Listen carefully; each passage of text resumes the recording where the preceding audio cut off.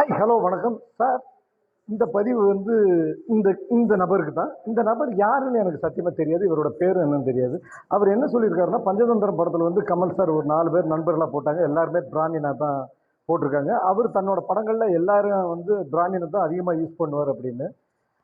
இது வந்து மிகவும் தவறான ஒரு விஷயம். நீங்க அவரோட படம் பிடிக்கலன்னா பார்க்காதீங்க. இல்ல படம் நல்லா இல்லன்னு ரிவ்யூ சொல்றதுக்கு கூட உங்களுக்கு உரிமை இருக்கு. அதுல எந்த மாற்றமும் இல்ல. ஆனா கமல் சார பொறுத்தவரைக்கும் அப்படி பரப்பி விடாதீங்க. ஏன்னா ராஜ்கமல் ஃபிலிம்ஸ் இன்டர்நேஷனல்ல கடமை கண்ணியம் கட்டுப்பாடு வந்து சத்யராஜ் சார் தான் ஹீரோ. அவர் பிராமின் கிடையாது. அப்புறம் வந்து மோகன்லால் சார் உன்னை போல ஒருவன்ல நடிச்சார். அவர் பிராமினா? பகத் பாசில் பிராமினா? ஜோர்ஜ் ஜார்ஜ் பிராமினா? நாசர் சார் பிராமினா? ஏங்க எல்லா ஜாதியிலையும் எல்லா மதத்திலையும் அவருக்கு வந்து ஆயிரக்கணக்கான ஃப்ரெண்ட்ஸுங்க இருக்கிறாங்க. அஹ், ஒரு மனிதன் வந்து 65 வயசு வரைக்கும் உயிரோடு இருக்கிறதே பெரிய விஷயம். 65 வருஷமா அவர் தமிழ் சினிமாவில் அந்த இடத்த பொசிஷன்ல அதே இடத்துல தக்க வச்சுக்கிட்டு இருக்கிறாரு. புரியுதுங்களா? அதனால வந்து ஒரு கலைஞனை பத்தி தவறாக பேச வேண்டாம். இனிமேல் அதாவது ஒரு 100 வருஷம் கழிஞ்சா கூட கமல் சாரோட பேர் இருக்கும். அதாவது புதுசா நடிக்க வர்றவங்களானாலும் சரி, சினிமாவுக்கு வர்றவங்களானாலும் சரி, கமலஹாசனை நினைக்க அளவு ஏகப்பட்ட விஷயங்கள் அவர் பண்ணியிருக்கிறாரு.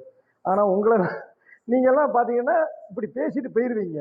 இந்த ஜெனரேஷன்லயே நீங்க காணாம போயிருவீங்க. அதனால ஒரு வன்மத்தை இந்த மாதிரிலாம் கொட்டாதீங்க. ஓகேவா? ஒரு கலைஞனை அவமானப்படுத்தாதீங்க.